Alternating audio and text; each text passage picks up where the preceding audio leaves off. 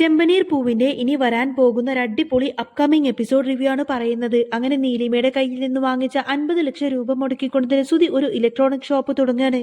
അങ്ങനെ സുധിയുടെ ശ്രദ്ധക്കുറവ് കാരണം ഷോപ്പിൽ കടം കയറിക്കൊണ്ടതിന് ആകെ മുടിഞ്ഞിരിക്കുകയാണ് സുധി. അതുകൊണ്ട് തന്നെ ആ ഒരു കടം തീർക്കാൻ വേണ്ടിയിട്ട് സുധി മോഷ്ടിക്കാൻ ഇറങ്ങിത്തിരിക്കുകയാണ്. അങ്ങനെ ചന്ദ്രമതിയുടെ അലമാറ തുറന്ന സമയത്തിന് രേവതി പണ്ട് ചന്ദ്രമതിക്ക് കൊടുത്ത ആ ഒരു സ്വർണ്ണാഭരണങ്ങളെല്ലാം തന്നെ അലമാറയിലിരിക്കുന്നതായിട്ട് സുധി ശ്രദ്ധിക്കും. സുധി അത് മോഷ്ടിച്ചു കൊണ്ടുപോയിക്കൊണ്ട് തന്നെ തന്റെ കടങ്ങളൊക്കെ തീർക്കാൻ വേണ്ടി ആ ഒരു സ്വർണ്ണാഭരണങ്ങളൊക്കെ വിൽക്കും. പിന്നീട് അങ്ങനെ ചന്ദ്രമതി പോയിട്ട് അൽമാറ തുറന്നു നോക്കുന്ന സമയത്തിന് തനിക്ക് രേവതി തന്ന സ്വർണ്ണാഭരണങ്ങളൊന്നും തന്നെ അതിലില്ല എന്ന് ചന്ദ്രമതി മനസ്സിലാക്കും. സ്വർണം മോഷണം പോയത് കൊണ്ട് തന്നെ ഇത് മോഷ്ടിച്ചത് മറ്റാരുമായിരിക്കില്ല, തന്റെ മോൻ സുധി തന്നെയായിരിക്കും എന്ന് ചന്ദ്രമതിക്ക് മനസ്സിലാവാണ്. വീട്ടിലേക്ക് തിരിച്ചെത്തിയ സുധിയെ പൊതിരെ തല്ലിക്കൊണ്ടതിന് ചന്ദ്രമതി സത്യം അറിയിപ്പിക്കുന്നുണ്ട്. എവിടെയാണ് രേവതി എനിക്ക് തന്ന സ്വർണം? അത് നീ തന്നെയാണ് എടുത്തത് എന്നുള്ള കാര്യം എനിക്ക് നന്നായിട്ട് അറിയാം. എനിക്കിപ്പോ തന്നെ എന്റെ സ്വർണം കിട്ടിയേ പറ്റൂ, അല്ലെങ്കിൽ പിന്നെ മറ്റുള്ളവരുടെ മുന്നിൽ വെച്ച് നാണം കെടാൻ പോകുന്നത് ഈ ഞാനാണ്. മര്യാദക്ക് എന്റെ സ്വർണം തിരിച്ചു തന്നോടാന്നൊക്കെ പറഞ്ഞുകൊണ്ട് ചന്ദ്രമതി സുധിയായിട്ട് പൊതിരെ തല്ലുന്ന സമയത്തിന് സുധി സത്യം പറയട്ടോ, അമ്മ ഷോപ്പിൽ കടം കയറിയത് കൊണ്ട് തന്നെ മറ്റു നിവൃത്തിയില്ലാത്തത് കൊണ്ട് തന്നെ ഞാൻ ആ സ്വർണ്ണാഭരണങ്ങളെല്ലാം തന്നെ വിറ്റുപോയി എന്ന് പറയും. അമ്മയുടെ സ്വർണ്ണമാണെന്ന് കരുതിയിട്ടാണ് അമ്മയെ ഞാൻ അത് മോഷ്ടിച്ചത്. അന്നേരം ചന്ദ്രമതി പറഞ്ഞിട്ട് അതൊന്നും എനിക്കറിയണ്ട, എനിക്കിപ്പൊ തന്നെ രേവതിയുടെ സ്വർണ്ണാഭരണങ്ങളെല്ലാം അവിടെ തിരിച്ചെത്തിച്ചേ മതിയാവൂ, അല്ലെങ്കിൽ പിന്നെ ഈ ചന്ദ്രമതി ആരാണെന്ന കാര്യം നീ അറിയാൻ പോകുന്നതേ ഉള്ളൂ എന്നൊക്കെ പറഞ്ഞുകൊണ്ടതിന് ചന്ദ്രമതി ഭയങ്കര ദേഷ്യത്തിലായിരിക്കും. ചന്ദ്രമതിയുടെ വാക്ക് കേട്ട് പേടിച്ചുകൊണ്ടതിന് സുധി ഉടനെ തന്നെ ആ ഒരു സ്വർണ്ണക്കടക്കാരനെ വിളിക്കുന്നുണ്ടെന്ന് മാത്രമല്ല ആർക്കും തന്നെ ആ ഒരു സ്വർണം കൈമാറരുത് എന്ന് റിക്വസ്റ്റ് ചെയ്യുന്നുണ്ട്. അന്നേരം സ്വർണ്ണക്കടക്കാരൻ പറഞ്ഞിട്ട് അയ്യോ മോനെ, ഇനി ഒരിക്കലും ആ സ്വർണം തിരിച്ചു തരാനൊന്നും പറ്റില്ല, കാരണം നീ തന്ന സ്വർണ്ണാഭരണങ്ങൾ മുഴുവനായിട്ട് ഞാൻ ഒരുക്കിയിരിക്കുന്നു. ഒരുക്കിയ സ്വർണം ഞാൻ എങ്ങനെ തിരിച്ചു തരാനാന്ന് ചോദിക്കട്ടെ ജ്വല്ലറിക്കാരൻ. ഇത് കേൾക്കുന്ന സമയത്തിന് ചന്ദ്രമതിക്ക് അങ്ങ് വല്ലാതാവും. എന്നിട്ട് ചോദിക്കുന്നതിന് എന്ത് സ്വർണം മുഴുവൻ ഒരുക്കിയെന്നോ? എടാ, എനിക്കാകെ തല ചുറ്റുന്നത് പോലെ. ഇനി ഞാൻ വീട്ടുകാർക്ക് മുന്നിലൊക്കെ തല കുനിച്ച് എങ്ങനെ നിൽക്കും? ഇനി ഞാൻ ഒരു കള്ളിയാണെന്നൊക്കെ പറഞ്ഞ് ആ പൂക്കെട്ടുന്നവള് എന്റെ മുഖത്ത് നോക്കിയിട്ട് എന്നെ കളിയാക്കിച്ചിരിക്കില്ലേ? എടാ, ഇനി ഞാൻ എന്താടാ ചെയ്യുന്നത്? ആ സ്വർണ്ണാഭരണങ്ങളെല്ലാം എങ്ങനെ ഇരിക്കുമെന്ന് പോലും ഞാൻ നോക്കിയിട്ടില്ല. ഇനി ഞാൻ എന്താടാ ചെയ്യാന്നൊക്കെ ചോദിച്ചുകൊണ്ടതിന് ചന്ദ്രമതിക്ക് അങ്ങ് വല്ലാതാവുന്നുണ്ടെന്ന് മാത്രമല്ല ചന്ദ്രമതി സുധിയിട്ട് ഇങ്ങനെ പൊതിരെ അടിക്കുന്നുണ്ട്. ആ സമയത്തിന് സുധി പറഞ്ഞിട്ട് അമ്മ എന്നെ ഇങ്ങനെ അടിക്കല്ലേ, ആ സ്വർണ്ണാഭരണത്തിന്റെ ഫോട്ടോസൊക്കെ ഞാൻ എടുത്തു വെച്ചിട്ടുണ്ട്, നമുക്ക് അതേ ഡിസൈനുള്ള മറ്റു സ്വർണം വാങ്ങിച്ചു കൊടുക്കാമെന്ന് പറയുന്ന സമയത്തിന് ചന്ദ്രമതി ചോദിക്കുന്നത് സ്വർണമോ? അതൊക്കെ നമുക്ക് പിന്നെ വാങ്ങിച്ചു കൊടുത്താൽ മതി. വല്ല ഫംഗ്ഷൻ പോകുന്ന സമയത്ത് മാത്രമേ അവൾ സ്വർണം ചോദിക്കാറുള്ളൂ. അതുകൊണ്ട് ഇപ്പൊ തൽക്കാലം കുറച്ച് മുക്കുപണ്ടം മാത്രം മതി. കുറച്ചു കാലം ഏതായാലും മുക്കുപണ്ടം വെച്ച് നടക്കട്ടെ. ഇപ്പൊ തൽക്കാലം നീ ഏതായാലും ആ ഫോട്ടോസിലുള്ള അതേ ഡിസൈൻസുള്ള കുറച്ച് മുക്കുപണ്ടം വാങ്ങിച്ചു പാടാന്നൊക്കെ പറയുന്നുണ്ടോ ചന്ദ്ര. അങ്ങനെ സുധി പോയിട്ട് ആ ഫോട്ടോസിലുള്ള അതേ ഡിസൈനിലെ കുറെ അധികം മുക്കുപണ്ടങ്ങളൊക്കെ ഉണ്ടാക്കി കൊടുത്ത് ഗോൾഡ് കവറിംഗ് ഒക്കെ ചെയ്തതിന് ശേഷം ചന്ദ്രമതിയുടെ കയ്യിൽ കൊണ്ടുവന്ന് കൊടുക്കും. എന്നാൽ മുക്കുപണ്ടം കാണുന്ന സമയത്തായിരിക്കും രേവതിക്കൊന്ന് സമാധാനമാവുന്നത്. അത് ഷെൽഫിൽ കൊണ്ടുപോയി വെക്കാണ്. പിന്നീട് അങ്ങനെ പിറ്റേ ദിവസം തന്നെ രവീന്ദ്രൻ വന്ന് ഇങ്ങനെ ചന്ദ്രമതിയോട് ചോദിക്കുന്നുണ്ട്, ചന്ദ്രേ, രേവതി മോളുടെ സ്വർണ്ണാഭരണങ്ങളെല്ലാം എവിടെ? കുറച്ചു മാസം മുമ്പ് രേവതി മോള് നിന്റെ കയ്യിൽ കുറച്ച് സ്വർണ്ണാഭരണങ്ങളൊക്കെ കൊണ്ടുവന്നു തന്നില്ലേ, നീ അത് ഇപ്പൊ തന്നെ തിരിച്ചു തരണം. അന്നേരം രവീന്ദ്രൻ ചോദിക്കുന്നുണ്ട്, അന്നിനെ ഇപ്പൊ നിങ്ങൾ ചോദിക്കുന്നത് അതെല്ലാം തന്നെ എന്റെ അലമാരയിലുണ്ട്. അന്നേരം രവീന്ദ്രൻ പറഞ്ഞിട്ട്, ചന്ദ്രൻ നീ അതൊക്കെ എടുത്തിട്ട് രേവതിയുടെ കയ്യിലേക്ക് കൊടുക്ക്, അത് അവളുടെ സ്വർണ്ണാഭരണമല്ലേ, നീ എന്തിനാ അതൊക്കെ എടുത്തു വെച്ചിരിക്കുന്നത്? അതെല്ലാം എടുത്തിട്ട് രേവതിയുടെ കയ്യിൽ തന്നെ തിരിച്ചു കൊണ്ടുപോയി കൊടുക്കുമെന്ന് പറയാണ് രവീന്ദ്രൻ. അന്നേരം ചന്ദ്രമതി പറഞ്ഞിട്ട്, നിക്ക് നിങ്ങൾ എന്തെങ്കിലും നിർത്താതെ സംസാരിക്കുന്നത്? എന്തോ ബാങ്ക് ലോക്കറിൽ വെച്ചതുപോലെ. നിങ്ങൾക്കിപ്പോ എന്തിനാ അവളുടെ സ്വർണ്ണാഭരണം എന്ന് ചോദിക്കുന്ന സമയത്തിന്റെ രവീന്ദ്രൻ പറഞ്ഞിട്ട്, അതെ, സച്ചിക്ക് എന്തോ സ്വർണ്ണാഭരണത്തിന്റെ ആവശ്യമുണ്ടെന്ന്. അവരാണിപ്പോ രേവതി മോളുടെ സ്വർണം ചോദിക്കുന്നത്, അതുകൊണ്ട് നീ അത് പോയിട്ട് എടുത്തോണ്ട് വാ എന്ന് പറയും. ഇത് കേൾക്കുന്ന സമയത്തിന് ചന്ദ്രമതി ചോദിക്കുന്നുണ്ട്, ഓഹോ, അപ്പോ എല്ലാം നാടകമായിരുന്നു അല്ലേ? ഈ രേവതി സത്യവാൻ സാമത്തിൽ ചമഞ്ഞതൊക്കെ നിങ്ങൾ എന്താ ഇത്ര പെട്ടെന്ന് അങ്ങ് മറന്നുപോയോ? എന്താ മോളെ, നീ അതൊക്കെ മറന്നോ എന്ന് ചോദിക്കുന്ന സമയത്തിന് ശ്രുതി പറയുന്നത്, അതെ ആന്റി, ഈ രേവതിയല്ലേ അതൊന്നും വേണ്ട എന്നൊക്കെ പറഞ്ഞ് ഊയി വലിച്ചെറിഞ്ഞു പോയത്. എന്നിട്ടിപ്പോ വാക്കൊന്നും പാലിച്ചില്ലല്ലോ എന്ന് ചോദിക്കാണ് ശ്രുതി. എന്നിട്ട് ഇനി ഒരിക്കലും ആ സ്വർണ്ണമൊന്നും തൊടില്ല എന്ന് സിനിമാ ഡയലോഗ് പോലെ പറഞ്ഞല്ലോ. എന്താ രേവതി, നീ ആ കാര്യങ്ങളൊക്കെ മറന്നോ എന്ന് ചോദിച്ചു കൊണ്ട് ശ്രുതി ഇങ്ങനെ കളിയാക്കി ചിരിക്കാണ് രേവതിനെ. അതൊന്നും ഞാൻ മറന്നിട്ടില്ല ശ്രുതി എന്നിങ്ങനെ രേവതി പറയുന്ന സമയത്തിന് പിന്നെന്തിനാ വീണ്ടും ചോദിക്കുന്നതെന്ന് ചോദിക്കാട്ടെ ശ്രുതി. അന്നേരം സച്ചി പറഞ്ഞിട്ട്, പാർലറമ്മേ, എന്റെ അച്ഛനും അച്ഛമ്മയും രേവതിക്ക് കൊടുത്ത സ്വർണ്ണമാണ് ഞങ്ങൾ തിരികെ ചോദിച്ചത്, അല്ലാതെ നിന്റെ അച്ഛൻ മലേഷ്യയിൽ നിന്ന് കൊണ്ടുവിട്ട സ്വർണ്ണമൊന്നും ഞങ്ങൾ ആരും ഇവിടെ ചോദിച്ചിട്ടില്ല. അയ്യോ, ആ കാര്യം ഞാൻ അങ്ങ് മറന്നുപോയി. മലേഷ്യയിൽ നിന്ന് ഇന്നേ വരെ ഒരു തരി സ്വർണം പോലും ഇങ്ങോട്ടേക്ക് വന്നിട്ടില്ലല്ലോ. സച്ചി ഇങ്ങനെ ശ്രുതിയെ കളിയാക്കി സംസാരിക്കുന്ന സമയത്തിന് ചന്ദ്രക്കങ്ങ് വല്ലാതാവും. ചന്ദ്ര പറഞ്ഞിട്ട്, എടാ, അതൊക്കെ ഇങ്ങോട്ടേക്ക് വരും. ഏതായാലും നിന്റെ ഭാര്യ ഇങ്ങോട്ടേക്ക് കൊണ്ടുവന്നിരിക്കുന്നത് പോലുള്ള സ്വർണ്ണമൊന്നുമല്ല മലേഷ്യയിൽ നിന്ന് ഇങ്ങോട്ടേക്ക് വരിക. ശ്രുതിയുടെ അച്ഛൻ വിചാരിച്ച ഇങ്ങോട്ടേക്ക് ഒരു ലോറി മുഴുവൻ സ്വർണ്ണാഭരണങ്ങളായിട്ടായിരിക്കും ശ്രുതി വരുന്നത്. എടി, നീ അല്ലേ കഴുത്തിലൊരു മഞ്ഞ ചിരണ്ടും കെട്ടിയിട്ട് ഇത് മാത്രം മതി എന്നൊക്കെ പറഞ്ഞിട്ട് സ്വർണ്ണാഭരണമെല്ലാം ഇവിടെ ഊരി വെച്ചത്. എന്നിട്ടിപ്പോ സ്വർണ്ണാഭരണം ചോദിച്ചു വരാൻ നിനക്ക് നാണമില്ലേടി എന്നൊക്കെ ചോദിക്കും. നിന്റെ അച്ഛൻ തന്ന സ്വർണ്ണാഭരണം പോലെ അധികാരത്തോടെയാണല്ലോ നീ സ്വർണ്ണാഭരണം ചോദിച്ചത്. നിന്റെ വാക്കു നീ പൂക്കെട്ടുന്നത് പോലെ തന്നെ വൈകുന്നേരം ആവുമ്പോഴേക്കും വാടി പോവുമല്ലേടി എന്നൊക്കെ ചോദിക്കാട്ടോ ചന്ദ്ര. അന്നേരം രവീന്ദ്രൻ ചോദിക്കുന്നത്, ചന്ദ്ര അവളുടെ സ്വർണ്ണാണ് അവള് ചോദിക്കുന്നത്, അതിനിപ്പോ നിനക്കെന്താ പ്രശ്നം? അപ്പൊ ശ്രുതി ചോദിക്കുന്നത്, അതെങ്ങനെയാണ് അച്ഛാ, ചലഞ്ചൊക്കെ ചെയ്തിട്ട് പെട്ടെന്ന് അങ്ങ് വിടാൻ പാടുണ്ടോ? അപ്പോഴേക്കും സച്ചി ചോദിക്കുന്നുണ്ട്, എടാ ബിസിനസ് മുതലാളി, അങ്ങനെയാണെങ്കിൽ 6 മാസം മുമ്പേ തന്നെ അച്ഛന്റെ പണം മുഴുവൻ കൊടുക്കാമെന്ന് നീ പറഞ്ഞില്ലേ? എന്നിട്ട് അമ്മയുടെ തലയിൽ പോലും നീ സത്യം വെച്ചതല്ലേ പൈസ മുഴുവൻ കൊടുക്കാമെന്ന്, എന്നിട്ട് അതിൽ 1 രൂപ പോലെങ്കിലും നീ തിരിച്ചു കൊടുത്തോടാ. അങ്ങനെയുള്ള നീ ഏതായാലും ഇതിനെ പറ്റിയിട്ടൊന്നും ചോദിക്കാനും പാടില്ല. ഇവരുടെ സംസാരമെല്ലാം കേട്ടുകൊണ്ട് തന്നെ വർഷ ചോദിക്കുന്നുണ്ട്, ആന്റി രേവതിയേട്ടത്തിന്റെ സ്വർണ്ണമല്ലേ അവരെ തിരിച്ചു ചോദിക്കുന്നത്, അതങ്ങ് തിരിച്ചു കൊടുത്താൽ എന്താ പ്രശ്നം? അന്ന് എന്റെ മമ്മി എന്തോ രേവതിയേട്ടത്തോട് പറഞ്ഞുകൊണ്ട് മാത്രമാണ് അതെല്ലാം തന്നെ രേവതിയേട്ടത്തി വെച്ചത്. ആ ഒരു കാര്യത്തിൽ എനിക്കും നല്ല സങ്കടമുണ്ട്. ഇപ്പൊ ഏതായാലും ആ സ്വർണം ഇവര് തന്നെ അങ്ങ് തിരിച്ചു ചോദിക്കല്ലേ, അതുകൊണ്ട് ആ സ്വർണം അങ്ങ് തിരിച്ചു കൊടുത്തേക്ക് ഇങ്ങനെ വർഷ പറയുന്ന സമയത്തിന് ചന്ദ്രമതി പറഞ്ഞിട്ട്, അത് കൊടുക്കുന്നത് കൊണ്ട് എനിക്ക് യാതൊരു കുഴപ്പമില്ല മോളെ.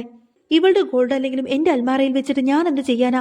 സ്വർണമെല്ലാം ഊരി വെച്ചിട്ട് ഇപ്പൊ വീരവാദം പറഞ്ഞു വന്നിരിക്കുന്നു. രേവതി നീ വലിയ ദേഷ്യക്കാരിയാണെന്നാ ഞാൻ വിചാരിച്ചത്. നീ പറഞ്ഞ വാക്കിലും ഒരു വിലയുമില്ലാത്തവളാണെന്ന കാര്യം എനിക്ക് ഇപ്പോഴാണ് മനസ്സിലായത്. അന്നേരം രേവതി പറഞ്ഞിട്ട്, അമ്മ ഇടയ്ക്കിടയ്ക്ക് വാക്ക് മാറ്റുന്നവളൊന്നുമല്ല ഞാൻ. ഇപ്പോഴും ഞാൻ ഉറപ്പിച്ചു പറയുന്നു, ഇദ്ദേഹം എനിക്ക് സ്വർണ്ണാഭരണം വാങ്ങിച്ചു തന്നാൽ മാത്രമേ ഞാൻ എന്റെ ദേഹത്ത് ധരിക്കുള്ളൂ എന്ന് പറയും.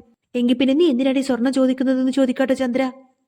അന്നേരം രവീന്ദ്രൻ ചോദിക്കുന്നത്, അതൊക്കെ നീ ചോദിക്കുന്നത് നിന്റെ സ്വർണ്ണമൊന്നുമല്ലല്ലോ അത്, അതെന്റെ അമ്മ രേവതിക്ക് ഇട്ടുകൊടുത്ത സ്വർണ്ണാഭരണങ്ങളാണ്. അത് അവൾക്ക് അവകാശപ്പെട്ട സ്വർണ്ണല്ലേ, അതിപ്പോ അവൾ ചോദിച്ചതിൽ എന്താ തെറ്റെന്ന് ചോദിക്കാണ് രവീന്ദ്രൻ. അന്നേരം സച്ചി ചോദിക്കുന്നത്, അല്ല ഇപ്പൊ ഈ വീട്ടിൽ സ്വർണം ഉണ്ടോ ഇല്ലയോ? നമ്മുടെ വീട്ടിൽ തന്നെ കള്ളന്മാരുള്ളതല്ലേ, അതുകൊണ്ട് എങ്ങനെ ഉറപ്പിച്ച് വിശ്വസിച്ച് ഈ വീട്ടിൽ സ്വർണം സൂക്ഷിക്കാൻ പറ്റും? എന്നാൽ ശ്രുതിയെ കുറ്റപ്പെടുത്തിയിട്ടാണ് സച്ചി സംസാരിക്കുന്നത് മനസ്സിലായതോടുകൂടി തന്നെ ശ്രുതിക്ക് അങ്ങ് ദേഷ്യം വരും. ശ്രുതി പറഞ്ഞിട്ട്, ആന്റി നോക്ക്, സച്ചി എന്തിനെ പറ്റിയിട്ടാണ് സംസാരിക്കുന്നത് ആന്റിക്ക് മനസ്സിലായില്ലേ, അതുകൊണ്ട് അവളുടെ സ്വർണം ഇപ്പൊ തന്നെ അവൾക്ക് തിരിച്ചു കൊടുത്തേക്ക് എന്ന് പറയാണ് ശ്രുതി. മറ്റു നിവൃത്തിയില്ലാത്തത് കൊണ്ട് ചന്ദ്രമതി ഏതായാലും മുറിയിലേക്ക് പോയിട്ട് ഗോൾഡ് കവറിങ്ങുള്ള ശ്രുതി കൊടുത്തിരിക്കുന്ന ആ ഒരു ഡ്യൂപ്ലിക്കേറ്റ് ആഭരണങ്ങളുമായിട്ട് അങ്ങോട്ടേക്ക് വരികയാണ്. എന്നിട്ട് സംശയങ്ങളൊന്നും തോന്നാതെ എന്നെ രക്ഷിച്ചേക്കണ ഈശ്വര എന്നൊക്കെ പ്രാർത്ഥനയോടുകൂടി ആയിരിക്കട്ടെ ചന്ദ്ര അങ്ങോട്ടേക്ക് വരുന്നത്. ചന്ദ്രമതി ഏതായാലും ആ ഒരു സ്വർണ്ണാഭരണങ്ങളെല്ലാം നേരെ കൊണ്ടുവന്നിട്ട് രേവതിയുടെ കയ്യിലേക്ക് കൊടുക്കുന്ന സമയത്തിന് രേവതി അതിലേക്ക് തന്നെ ഇങ്ങനെ സൂക്ഷിച്ചു നോക്കണേ. ആ സമയത്തിന് ചന്ദ്ര ദേഷ്യത്തോട് ചോദിക്കുന്നത്, എന്താണ് നീ അതിലേക്ക് തന്നെ ഇങ്ങനെ സൂക്ഷിച്ചു നോക്കുന്നത്? നിന്റെ സ്വർണ്ണൊന്നും ഞാൻ എടുത്തിട്ടില്ല, എല്ലാം അതിൽ തന്നെ ഉണ്ട് എന്നിങ്ങനെ ഉറപ്പിച്ചു പറയാണ് ചന്ദ്ര.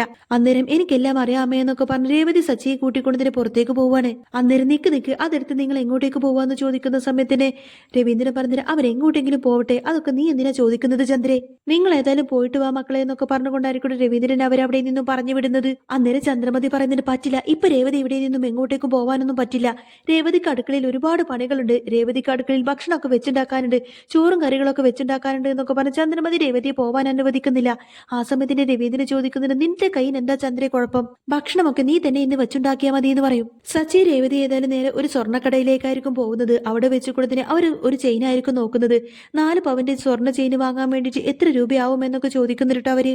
അപ്പോ ഇതിന് 2.5 ലക്ഷം രൂപയാവും എന്ന് പറയുന്ന സമയത്തിന് രേവതി പറഞ്ഞിട്ട്, എങ്കിൽ പിന്നെ എന്റെ വളയും ചെയിനും എല്ലാം കൊടുത്താലേ തികയുള്ളൂ സച്ചിയേട്ടാന്ന് പറയാണ് രേവതി. അങ്ങനെ സച്ചി ഏതായാലും രേവതിയുടെ സ്വർണ്ണാഭരണങ്ങളെല്ലാം എടുത്തുകൊണ്ടതിന് ജ്വല്ലറിക്കാരന് കൊടുക്കുന്ന സമയത്തിന് അവരത് ചെക്ക് ചെയ്ത് നോക്കിയിട്ട് അത് മുക്കുപണ്ടമാണെന്ന് മനസ്സിലാക്കും. അതോടുകൂടി തന്നെ അവര് സച്ചിക്ക് നേരെ ഇങ്ങ് പൊട്ടിത്തെറിക്കാണ്. എടോ എഴുന്നേൽക്കടോ, എന്താ ഞങ്ങളെ പറ്റിക്കാമെന്ന് നിങ്ങൾ വിചാരിച്ചോ? 2 പേരോടും കൂടിയാണ് പറയുന്നത്. അതെ, നിങ്ങൾ കൊണ്ടുവന്നത് സ്വർണ്ണാഭരണങ്ങളൊന്നുമല്ല, ഇതെല്ലാം മുക്കുപണ്ടങ്ങളാണ്. ഇത് കേൾക്കുന്ന സമയത്തിന് സച്ചി രേവതിയെ ആകെ ഷോക്കാവട്ടോ. സച്ചി ചോദിക്കുന്നുണ്ട്, രേവതി എന്തൊക്കെയാ ഇവര് പറയുന്നത്? നമ്മൾ കൊണ്ടുവന്നതൊക്കെ മുക്കുപണ്ടമാണെന്നോ? ഇവരെന്താ ശരിക്കും നമ്മളെ കളിയാക്കുവാണോ എന്ന് ചോദിക്കുന്ന സമയത്തിന് കടക്കാര് പറയുന്നത്, ആര് കളിയാക്കി നിങ്ങളെ? ഇതെല്ലാം മുക്കുപണ്ടങ്ങളാണ്. രാവിലെ തന്നെ ഭാര്യയും ഭർത്താവും ചേർന്നുകൊണ്ട് കടക്കാരെ പറ്റിക്കാൻ ഇറങ്ങിയതാണോ എന്നൊക്കെ ചോദിച്ചുകൊണ്ട് അവര് വീണ്ടും ദേഷ്യപ്പെടും. നിങ്ങൾ അവിടെ നിൽക്കുക, ഞങ്ങൾ ഇപ്പൊ തന്നെ പോലീസിനെ വിളിക്കും എന്നിങ്ങനെ കടക്കാര് പറയുന്ന സമയത്തിന് രേവതി പറയുന്നത്, സോറി സർ, ഞങ്ങൾ ഇതെല്ലാം സ്വർണ്ണാഭരണങ്ങളാണെന്ന് വിചാരിച്ചുകൊണ്ടാണ് ഇങ്ങോട്ടേക്ക് വന്നത്, ദയവ് ചെയ്ത് സർ പോലീസിനെ വിളിക്കല്ലേ എന്നിങ്ങനെ രേവതി റിക്വസ്റ്റ് ചെയ്യുന്ന സമയത്തിന് സച്ചിയെ രേവതിയും അവര് വെറുതെ വിടും.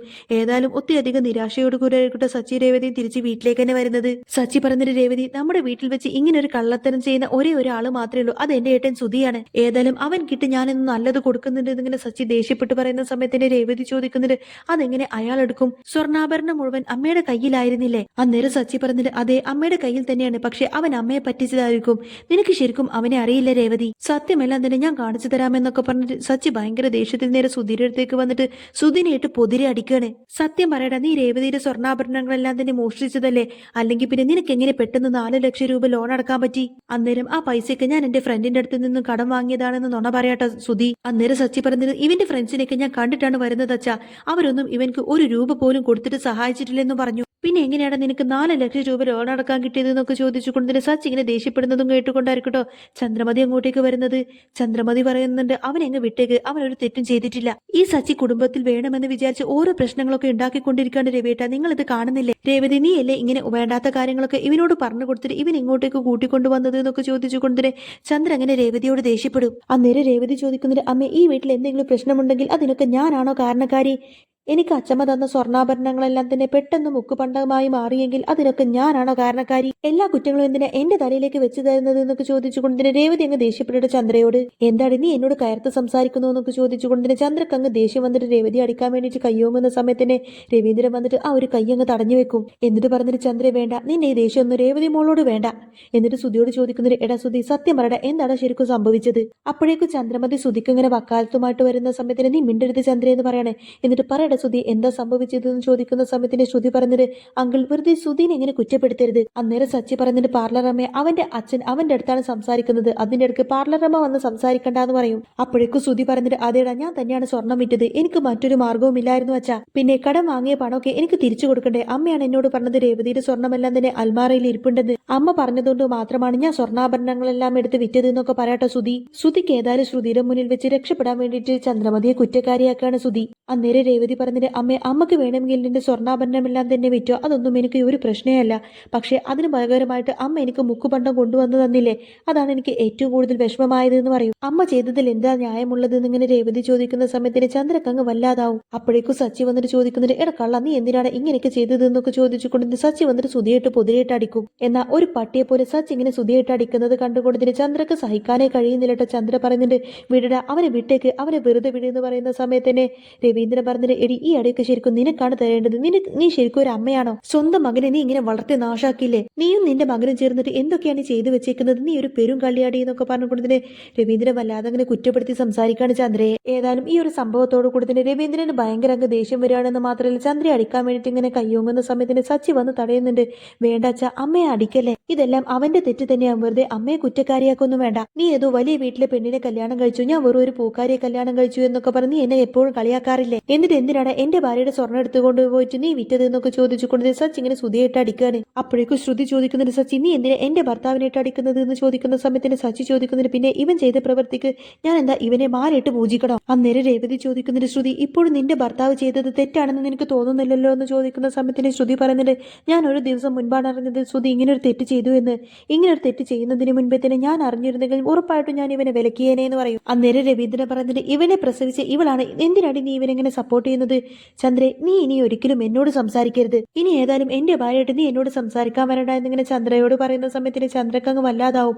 ആ സമയത്തിന് ശ്രുതി ഇങ്ങനെ ചന്ദ്രയെ സപ്പോർട്ട് ചെയ്തുകൊണ്ട് തന്നെ പറഞ്ഞിട്ട്, അങ്കിൾ എന്താ ആന്റിയോട് ഇങ്ങനെയൊക്കെ സംസാരിക്കുന്നത്? സുധിയുടെ ബിസിനസ് ആകെ തകർന്നുകൊണ്ടതിന് സുധി ആകെ കടം കയറിയത് കൊണ്ട് മാത്രമാണ് സുധി ഇങ്ങനെയൊക്കെ ചെയ്തത്. അന്നേരം രേവതി ചോദിക്കുന്നതിന്, സ്വന്തം പ്രശ്നം തീർക്കാൻ വേണ്ടിയിട്ട് മറ്റുള്ളവരുടെ സ്വർണ്ണാഭരണം മോഷ്ടിച്ചുകൊണ്ട് പോയിട്ട് അത് വിറ്റുകൊണ്ട് കടം തീർക്കുന്നത് ശരിയാണോ ശ്രുതി എന്ന് ചോദിക്കാട്ടോ രേവതി. അപ്പോഴേക്കും ശ്രുതി ചോദിക്കുന്നത്, ഓ നിനക്കിപ്പോൾ സ്വർണ്ണാണോ പ്രശ്നം? എങ്കിൽ പിന്നെ നിന്റെ സ്വർണ്ണാഭരണങ്ങളെല്ലാം തന്നെ ഞാൻ നിനക്ക് തിരികെ തരാം, പോരേന്ന് ചോദിക്കും. അപ്പോഴേക്കും, ആഹാ നന്നായിട്ടുണ്ട്, സ്വർണം തിരിച്ചു കൊടുത്താൽ പിന്നെ എല്ലാം ശരിയാവോ എന്ന് ചോദിക്കാട്ടോ രേവതി.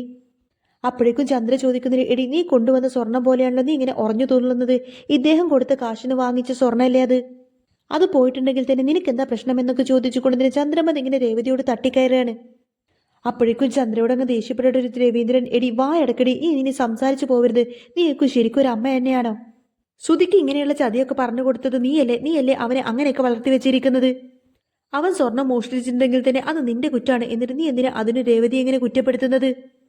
ആ സ്വർണം മുഴുവൻ വിറ്റിട്ട് ഒന്നും അറിയാത്തതുപോലെ നല്ലവളെ പോലെ വന്ന് നിൽക്കുന്നത് കണ്ടില്ലേ? എടി നീയൊക്കെ എന്ത് ജന്മമാണെന്ന് എനിക്ക് മനസ്സിലാകുന്ന പോലും ഇല്ല. നിന്റെ കൂടെ ഇനി ജീവിക്കാൻ പോലും എനിക്ക് പേടിയാണ്. നീ നിന്റെ മോന് വേണ്ടിയിട്ട് എന്നെ കൊന്നുകളയുമെന്ന് പോലും എനിക്ക് നല്ല ഭയമുണ്ട്. ഇനി ഏതായാലും ഞാൻ നിന്റെ അടുത്ത് സംസാരിക്കാൻ പോലും വരുന്നില്ല ചന്ദ്രേ. നിന്റെ കൈകൊണ്ട് ഇനി ഒരു പച്ചവെള്ളം പോലും ഞാൻ കുടിക്കില്ല. ഇതാണ് ഞാൻ നിനക്ക് തരാൻ പോകുന്ന ഏറ്റവും വലിയ ശിക്ഷ. ഇനി ഏതായാലും നീ എന്റെ കൺമുന്നിൽ പോലും വന്ന് നിൽക്കരുത്. ഇറങ്ങിപ്പൊടി എന്റെ മുന്നിൽ നിന്നൊക്കെ പറഞ്ഞുകൊണ്ട് തന്നെ രവീന്ദ്രൻ ഭയങ്കര അങ്ങ് ദേഷ്യപ്പെട്ടോ ചന്ദ്രയോട്. ഇത് കേൾക്കുന്ന സമയത്തിന് ചന്ദ്രമതിക്ക് ഭയങ്കര സങ്കടം വരെ. ചന്ദ്രമതി ചോദിക്കുന്നുണ്ട്, ഇങ്ങനെയൊക്കെ നിങ്ങൾ എന്നോട് സംസാരിക്കാൻ മാത്രം ഞാൻ എന്ത് തെറ്റാ ചെയ്തത്? ഇവരുടെയൊക്കെ മുന്നിൽ വെച്ച് നിങ്ങൾ എന്നോട് ഇങ്ങനെയൊക്കെ സംസാരിച്ചില്ലേ? നമ്മുടെ മോന് വേണ്ടിയിട്ടില്ല ഞാൻ ഇങ്ങനെയൊക്കെ ചെയ്തത്. എന്നിട്ട് അതെന്താ നിങ്ങൾക്കൊന്നും മനസ്സിലാക്കാൻ പോലും പറ്റാത്തത്? ശരി, വേണ്ട, നിങ്ങൾ അതൊന്നും മനസ്സിലാക്കണ്ട. വേണ്ട, നിങ്ങളൊന്നും മനസ്സിലാക്കണ്ട. നിങ്ങൾ എന്നോട് ഇനി സംസാരിക്കല്ലേ? എങ്കിൽ പിന്നെ നിങ്ങൾക്ക് ഞാൻ നല്ലത് കാണിച്ചു തരുന്നുണ്ട്. ഇപ്പോൾ ഞാൻ ഈ വീട്ടിൽ എല്ലാവർക്കും ഒരു പ്രശ്നമാണല്ലേ, ഇന്നത്തോടു കൂടി തന്നെ ഞാൻ എൻ്റെ ശല്യം തീർത്തു തരാം. ഞാനില്ലാതെ ഇനി നിങ്ങളെല്ലാവരും സുഖമായിട്ട് സന്തോഷമായിട്ട് ജീവിച്ചോ എന്നൊക്കെ പറഞ്ഞുകൊണ്ട് തന്നെ ചന്ദ്രമതി കരഞ്ഞുകൊണ്ട് നേരെ മുറിയിലേക്ക് പോയിട്ട് വാതിലങ്ങ് കൊട്ടിയടക്കും. എന്നാൽ കരഞ്ഞുകൊണ്ട് ചന്ദ്ര അവിടെ നിന്നങ്ങ് ഓടിപ്പോയതോടുകൂടി തന്നെ ശ്രുതി പിന്നാലെ ഓടിപ്പോകുന്നുണ്ട്. ആന്റി ആന്റി വാതിൽ തുറക്ക്, ആന്റി എന്നും മിണ്ടുന്നില്ലല്ലോ എന്നൊക്കെ പറഞ്ഞുകൊണ്ട് തന്നെ ശ്രുതിക്ക് ഭയങ്കര ടെൻഷനായിരിക്കും. എന്നിട്ട് ശ്രുതിയോട് വന്ന് പറഞ്ഞിട്ട് ശ്രുതി ആന്റി വിളിച്ചിട്ട് വാതിൽ തുറക്കുന്നില്ല, മിണ്ടുന്നില്ല, ഇനി ആന്റി എന്തെങ്കിലും കടുങ്കൈ ചെയ്യുമോ എന്നാണ് പേടിയെന്നൊക്കെ പറയും. അപ്പോഴേക്കും ശ്രുതി പോയിട്ട് ഇങ്ങനെ വിളിക്കുന്നുണ്ട്, അമ്മേ ഒന്ന് പുറത്തേക്ക് ഇറങ്ങി വാ, അച്ഛൻ ആ ദേഷ്യത്തിൽ എന്തോ പറഞ്ഞതല്ലേ എന്ന് പറയുന്ന സമയത്തും ചന്ദ്ര ഒന്നും തന്നെ മിണ്ടുന്നില്ല. അപ്പോഴേക്കും ശ്രീകാന്ത് വന്ന് പറഞ്ഞിട്ട് അമ്മേ അരുതാത്തതൊന്നും കാണിക്കല്ലേ, എല്ലാം സുധിയേട്ടൻ കാരണമാണെന്നൊക്കെ പറഞ്ഞ് സുധി ഇങ്ങനെ കുറ്റപ്പെടുത്തി സംസാരിക്കും. രേവതിക്ക് വല്ലാതാവുന്നുണ്ട്. അമ്മ ഇതുവരെ വാതിൽ തുറന്നിട്ടില്ല സച്ചിയേട്ട, അമ്മ മിണ്ടുന്നു പോലുമില്ല, എനിക്ക് ആകെ പേടിയാവുന്നു, ഞാൻ പോയിട്ട് അമ്മയെ വിളിക്കട്ടെ എന്ന് ചോദിക്കുന്ന സമയത്തിന്റെ സച്ചി പറഞ്ഞിട്ട് നീ ഒരിക്കലും അമ്മയെ വിളിക്കാനൊന്നും പോവണ്ട രേവതി, അമ്മ ഒന്നും ചെയ്യില്ല, ഞാൻ പണ്ടേ കാണുന്നതല്ലേ അമ്മയെ, അതുകൊണ്ട് നീ പേടിക്കാത്തതെന്നൊക്കെ പറഞ്ഞുകൊണ്ട് സച്ചി ഇങ്ങനെ രേവതിയെ തടഞ്ഞു നിർത്തും. എന്നാൽ ചന്ദ്രമതിയെ വിളിച്ചിട്ട് വിളി കേൾക്കാത്തത് കൊണ്ട് ശ്രുതി വന്നിട്ട് ഇങ്ങനെ അങ്കിളിനെ വിളിക്കുന്നുണ്ട്. പ്ലീസ് അങ്കിൾ, അങ്കിൾ വന്ന് വിളിച്ചാൽ എന്തായാലും ആന്റി വിളി കേൾക്കും, അങ്കിൾ ഒന്ന് വന്ന് വിളിക്കൂന്ന് പറയും. എന്നാൽ രവീന്ദ്രൻ ആവട്ടെ ചന്ദ്രമതിയോടുള്ള അത്രമാത്രം ദേഷ്യമുള്ളത് കാരണം തന്നെ രവീന്ദ്രൻ ഒന്നും മിണ്ടാതെ ദേഷ്യപ്പെട്ട് അവിടെ നിന്നങ്ങ് എഴുന്നേറ്റ് പോവും. അന്നേരം രേവതിക്ക് ആകെ പേടിയായിട്ട് നിങ്ങൾ വന്നിട്ടൊന്ന് അമ്മയെ വിളിക്കുമെന്ന് പറയുന്ന സമയത്തിന് സച്ചി പറഞ്ഞിട്ട് അതെ, ആര് വിളിച്ചാലും അമ്മ വാതിൽ തുറക്കാനൊന്നും പോകുന്നില്ല, പിന്നല്ലേ ഞാൻ വിളിച്ചാ തുറക്കുന്നത്, അവരിപ്പോ ഉറങ്ങാവും, ഉറക്കം കഴിഞ്ഞിട്ട് അവർ വാതിൽ തുറന്നോളും എന്നൊക്കെ പറയാട്ടോ സച്ചി. എന്നാൽ രേവതി സച്ചിയെ നിർബന്ധിച്ചു കൊണ്ടിട്ട് അച്ഛനോട് അമ്മക്ക് വേണ്ടിയിട്ട് സംസാരിക്കാൻ വേണ്ടിയിട്ട് കൊണ്ടുപോവാണ്. എന്നിട്ട് പറഞ്ഞിട്ട് അച്ഛ, അമ്മ ഇനി എന്തെങ്കിലും കടുങ്കൈ ചെയ്യുമെന്നാ തോന്നുന്നത്, അതിനു മുൻപ് അച്ഛൻ പോയിട്ട് അമ്മയൊന്ന് വിളിക്കുന്നൊക്കെ പറഞ്ഞ് സച്ചി ഇങ്ങനെ റിക്വസ്റ്റ് ചെയ്യാണ്. അന്നേരം രവീന്ദ്രൻ പറഞ്ഞിട്ട് നിനക്ക് അവളോട് എന്തെങ്കിലും പറയാണ്ടെങ്കിൽ നീ പോയിട്ട് തന്നെ വിളിക്കടാ സച്ചി, എനിക്ക് ഏതായാലും അവളെ വിളിക്കാനില്ല, എനിക്ക് അവളോടൊന്നും പറയാനുമില്ല, ഇത്ര കാലം അവള് ചെയ്തു പോയ തെറ്റെല്ലാം തന്നെ ഞാൻ സഹിച്ചില്ലേ, എന്നിട്ട് പോലും അവള് നന്നായോ, ഇല്ലല്ലോ, ഇത് തന്നെ വീണ്ടും വീണ്ടും ഇങ്ങനെ ആവർത്തിക്കല്ലേ, ഈ വീട്ടിലെ കുടുംബനാഥയാണ് അവള്, എന്നിട്ട് അതിന്റെ എന്തെങ്കിലും മാന്യത അവള് കാണിക്കുന്നുണ്ടോ, ഇല്ലല്ലോ, എന്നെങ്കിലും ഒരു ദിവസം അവൾ മാറുമെന്ന് ഞാൻ വിചാരിച്ചതാ, പക്ഷെ ഇതുവരെ അവള് നന്നായിട്ടില്ല, ഇനി ഒരിക്കലും അവള് മാറാനും പോകുന്നില്ല, ഇതിനു മുൻപ് നമ്മൾ ആരും അറിയാതെ നമ്മുടെ വീടിന്റെ പ്രമാണം പോലും അവൾ കൊണ്ടുപോയി വിറ്റില്ലേ, അതും ഇങ്ങനെ അവന്റെ ആവശ്യത്തിന് വേണ്ടിയിട്ട്. ഇപ്പൊ ദേ രേവതി മോളുടെ സ്വർണ്ണാഭരണമെല്ലാം തന്നെ അവന് വേണ്ടിയിട്ട് അവൾ വിറ്റിരിക്കുന്നു, എല്ലാം ചെയ്തു വെച്ചിട്ടും അവൾ ഒന്നും അറിയാത്തതുപോലെയൊക്കെ നമ്മുടെ മുന്നിൽ അഭിനയിക്കുന്നു. ഇത്രയൊക്കെ ചെയ്തു കൂട്ടിയ പിന്നെ അവളോട് ഞാൻ എന്തിനാടാ സംസാരിക്കേണ്ടത്, ഇത്രയൊക്കെ ചെയ്തു കൂട്ടിയ ചന്ദ്രയുടെ മുഖം പോലും ഇനി എനിക്ക് കാണണ്ട, ഇനി അവൾ എന്താന്ന് വെച്ചാൽ ചെയ്യട്ടെ എന്നൊക്കെ പറഞ്ഞുകൊണ്ട് രവീന്ദ്രൻ ഭയങ്കര ദേഷ്യപ്പെട്ട